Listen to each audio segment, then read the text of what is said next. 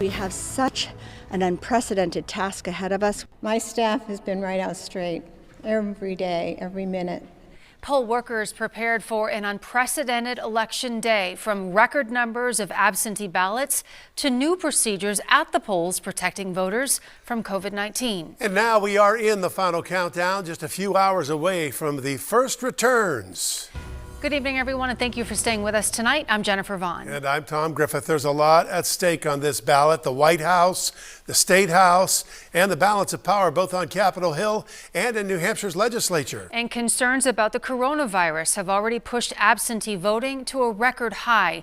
But we also know thousands of you will head to the polls in person to cast your ballots tomorrow. So there will be procedures in place because of the pandemic and extra security just in case of any problems. WMUR's Charisse LeClaire is live in our studio now with a look at the preparations for Election Day. Well, Tom, the state has provided safety materials to polling places like masks, hand sanitizer, plexiglass, and gloves. There will be more than 6,000 New Hampshire poll workers across the state, according to Secretary of State Bill Gardner. Moderators are charged with making sure there is a safe environment inside and outside those polling places. But if you have any questions about voting or encounter any issues at polling sites tomorrow, you can call the Attorney General's hotline. That number is on your screen. It is 1-866-VOTER-03 or 1-866-868-3703. That hotline will be open from 6 a.m. to 9 p.m. You can also email electionlaw@doj.nh.gov. We want to make sure that voters feel comfortable at the polling place, and if there's anything that comes up that's concerning, please report it to us. We want to make sure that it's assigned to an attorney at our office. We have a team of attorneys that are going to be answering calls throughout the day. The AG's office says it will have 100% coverage at polling places by poll inspectors. They will be wearing badges identifying themselves. You can approach them about any concerns. They say they carry out these protocols for every election, not just this one. Reporting live, I'm Charisse LeClaire, WMUR News 9. The candidates for U.S. Senate trying to reach as many voters as they can before Election Day. WMUR's Monica Hernandez joins us live with the candidates' final push. Monica? Well, that's right, Tom and Jen. Both candidates making their final push to voters and reaching out to voters across the Granite State. Now, incumbent Democrat Senator Jeanne Shaheen campaigned on the Seacoast and in Manchester today, while supporters held a canvassing event in Nashua. As she seeks a third term, Shaheen says she has spent her career fighting for Granite Staters, pointing to efforts to get PPP money to small businesses and open a Job Corps center in Manchester. Shaheen's Republican challenger, Corky Messner, calls his opponent a career politician who is loyal to D.C. progressives. He made calls and visited diners across the state today, including this one in Nashua, to tell voters why he believes he is the best choice. We've had an amazing ground game here in New Hampshire, both with Trump victory and my campaign, and we've registered a lot of new voters and knocked on a lot of doors and made a lot of telephone calls, and we're getting people out to vote. Well, you know, I've been doing this long enough to know that the only poll that matters is the poll on Election Day when everyone goes to vote. So I hope everyone will get out, they'll make their voices heard, because that's what makes our democracy work. Well, there is a third-party candidate in this race. Justin O'Donnell is running as a Libertarian. Reporting live, Monica Hernandez, WMUR News 9.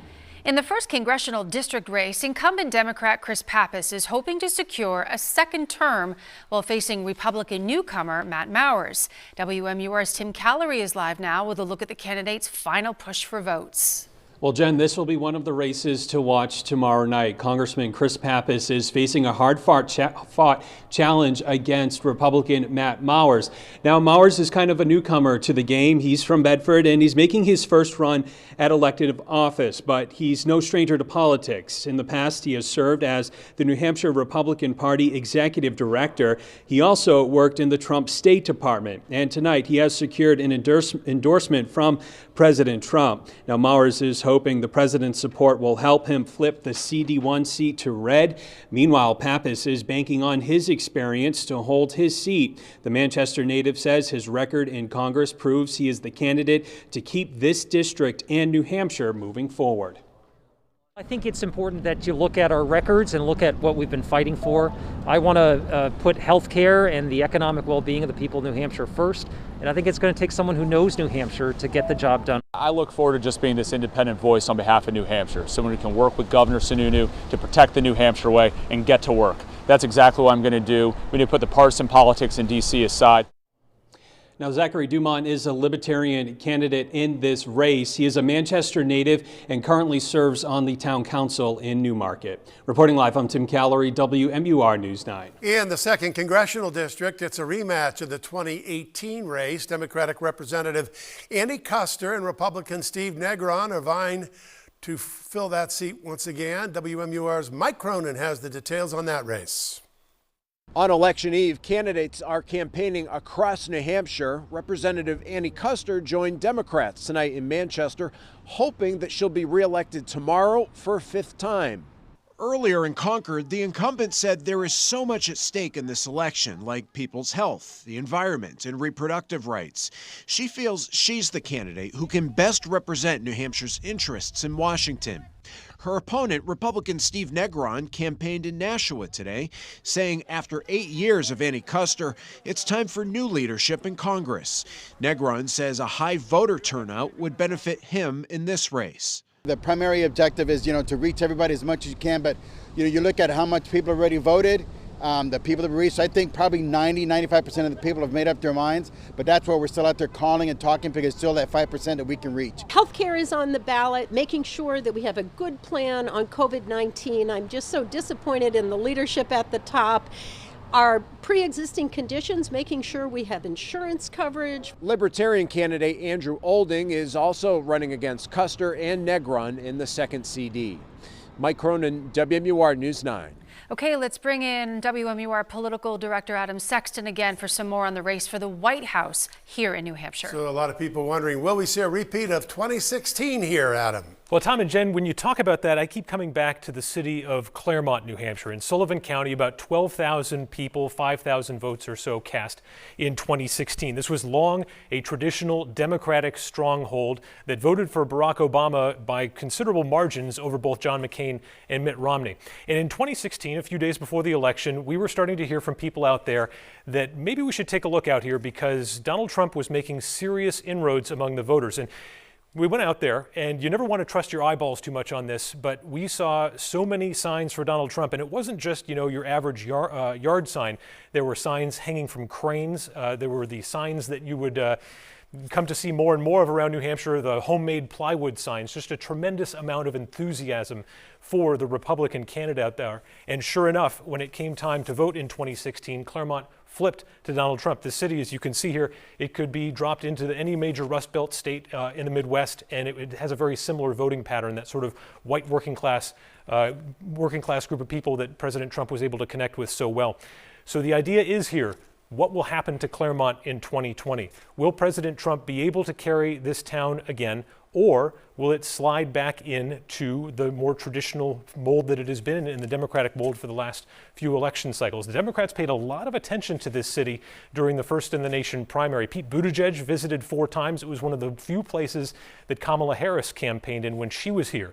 So this is one of the big question marks. If Donald Trump is going to essentially erase the margin that we see him trailing by in the polls, Tom and Jen, he's going to need to make up ground and hold on to places like Claremont that he won in 2016. Tom and Jen? We'll wait and see what happens. Thank you, Adam. We invited every major candidate in the key races to make their final pitch to voters in 1 minute or less. We continue those now with the candidates for governor. Hey, it's Dan Feltus, respectfully asking for your vote for governor. Unlike the current governor, I come from a working class family, not a family of politicians. I've served as a legal aid lawyer for about a decade, representing low to middle income workers and families in New Hampshire, Granite State seniors, veterans fighting for VA benefits they're entitled to in the state Senate for 3 terms, delivering real results for working people and families, including prescription drug relief. Healthcare is on the ballot in this race for governor. Choice is on the ballot, both of which are going to be punted to the states after the nomination and confirmation of Judge Barrett. I support the Affordable Care Act and want to strengthen it. Chris Sununu, for over a decade wanted to repeal without a replacement. Chris Sununu is not pro-choice. Says he has around election time vetoed insurance coverage for reproductive health care services and supports judges that would work to make abortion illegal. We've got to stand up for workers and working families in this race. I would veto an income tax, have the support of the State Employees Association and state troopers. We've got to move forward together. Hey, it's Governor Chris Sununu. These past months have brought so many challenges to all of us, but we put together a great team and we provided the leadership necessary to guide New Hampshire through these unprecedented times. We provided property tax relief by returning $180 million to cities and towns to be used for roads, bridges, safer schools. That's more than any administration in history. These past 2 years, I twice vetoed income tax bills passed by the Democrats. I killed the new gas tax and I stopped those costly toll increases. Many of our biggest challenges, they still lie ahead. But I hope you'll join me in voting for a Republican House, Senate, and Executive Council so we can defeat the income taxes and their increased business taxes once and for all. With the right team, we'll balance our budget, we'll manage our state finances, and we'll do it the right way, with no new taxes. Others just talk, but I believe in getting results. Let's keep getting the job done. I ask for your vote tomorrow. And so we've heard many reports of things that could go wrong at the polls tomorrow. But New Hampshire voters are confident in the Granite State process. We'll tell you why when we come back.